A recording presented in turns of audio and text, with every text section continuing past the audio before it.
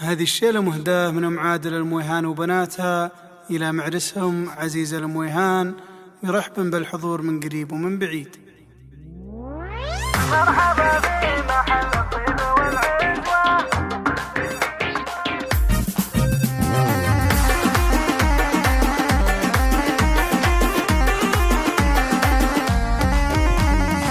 مرحبا في محل الطيب والعزوة، وسمويهان تعرف من عزاويها، في زفاف الكريم معرب المنسى، عاش عبد العزيز اكبر دواهيها، يا كريم المبادئ طيب السيرة، فيك الامداح يا مجمل معانيها، لك نبارك زواجك وانت تستاهل، انت من روس قوم حي طريها، وامك كل الفرح يملا محياها، ام عادل عسى ربي يهنيها، امك اللي رفيعه في مناسبها، اشهد انها تعلت في مراقيها، ولا اخوانك اكرم طيبهم وافي، كل شغموم لك المهو يحييها، وام عمر اختك هي الزين والقبله، وفات كل وصف الزين كاسيها، يا تهاني بك الامداح نكتبها، جد عبير وعسى ربي يخليها، ام ود بحلاياها الخياليه، وام راكان يا كثر الحسن فيها، ولا ابوك طيب الافعال من يومه، اشهد انه على الناموس بنيها، والعمام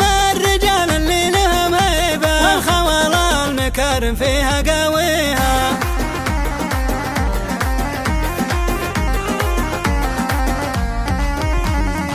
مرحبا في محل الطيب والعزوة، وسمويهان تعرف من عزاويها، في زفاف الكريم معرب المنسى، عاش عبد العزيز اكبر دواهيها، يا كريم المبادئ طيب السيرة، فيك الامداح يا مجمل معانيها، لك نبارك زواجك وانت تستاهل، انت من روس قوم حي طريها، وامك كل الفرح يملا محياها، ام عادل عسى ربي يهنيها، امك اللي رفيعه في مناسبها، اشهد انها تعلت في مراقيها، ولا اخوانك اكرم طيبهم وافي، كل شغموم لك المهو يحييها، وام عمر اختك هي الزين والقبله، وفات كل وصف الزين كاسيها، يا تهاني بك الامداح نكتبها، جد عبير وعسى ربي يخليها، ام ود بحلاياها الخياليه، وام راكان يا كثر الحسن فيها، ولا ابوك طيب الافعال من يومه، اشهد انه على الناموس بنيها، والعمام